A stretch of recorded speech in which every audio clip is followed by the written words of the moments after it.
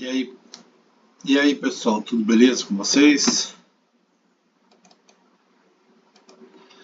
Vamos aqui a mais um estudo final do Jesus de la Villa, muito interessante, uma torre contra um cavalo na borda do tabuleiro. Eu vou voltar ao exercício 19 e ao 20, fazer outra vez junto, que é muito interessante os dois. Ao lutar com uma torre, o cavalo pode ter mais problemas do que o bispo, nem entanto, a maioria das posições é empatada. Nesse final, manter o cavalo perto do rei é política. Nós já falamos várias vezes, já falei no 1.19, é que eu achei muito importante frisar, fazer os dois de novo. Não há problemas para brancos, embora o rei e o cavalo tenham sido levados ao limite do tabuleiro. Não é assim quando eles estão no canto. Além disso, essa posição tem grande importância teórica, pois geralmente ocorre o resultado de um jogo final torre versus peão, como veremos na sessão correspondente. Quando o cavalo e o rei estão juntos no limite, os movimentos geralmente são forçados, mas há um risco menor de errar. O cavalo não deve ser separado do rei em nenhuma circunstância, embora isso não implique necessariamente uma derrota automática. A primeira jogada é forçada, né? Cavalo, cheque. O rei vai sair, rei E3. O próximo lance também é forçado, seguindo a regra de manter o cavalo e o rei, embora G4 não perca, certo? Cavalo D1, cheque, rei F3. Agora o branco tem duas opções que podem levar à mesma posição alguns movimentos depois. Ou joga cavalo C3 atacando a torre, ou joga rei F1, torre E2, cavalo E3 e o rei e o cavalo retornarão na próxima jogada. Esse é o único caso em que o rei e o cavalo são separados por um momento.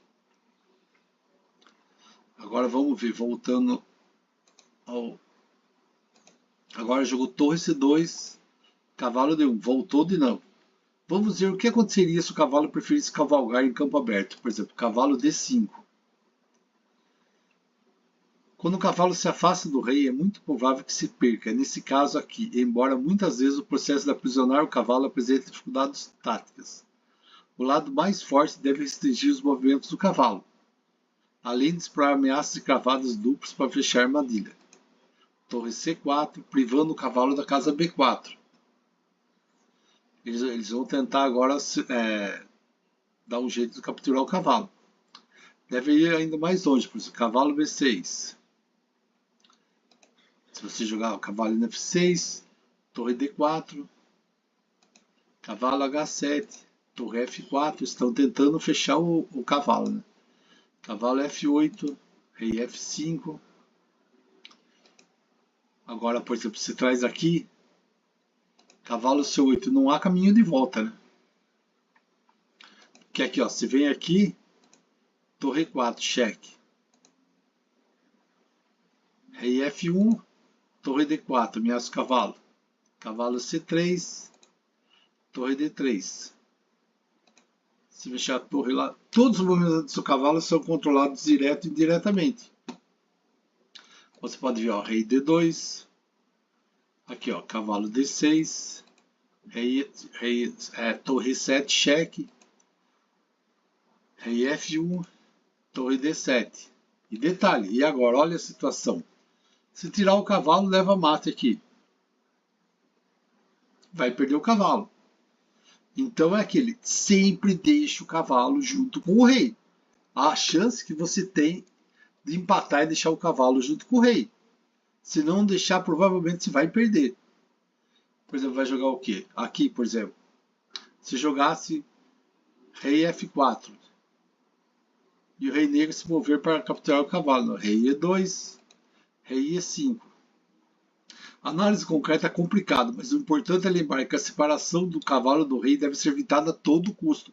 Então o que nós temos que guardar? Se você for lutar cavalo contra torre no final desse jeito, você sempre tem que manter o cavalo perto do seu rei. Isso é o que tem que guardar de padrão na cabeça, é isso daí. Aqui jogou torre 2, cheque, voltando a coisa, depois torre 2. A única maneira de dividir o exército branco, mas apenas por um momento, né? Rei F1, torre H2, rei E1, torre C2, e vai voltar a mesma coisa.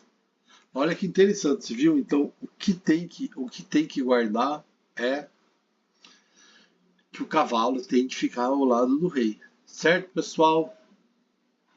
Valeu, muito obrigado. Curta o vídeo, curta o canal, se não está inscrito, se inscreva. E vamos continuar. Todos os dias vai ter postagem, pelo menos dois ou três vídeos eu posto por dia. Valeu, obrigado.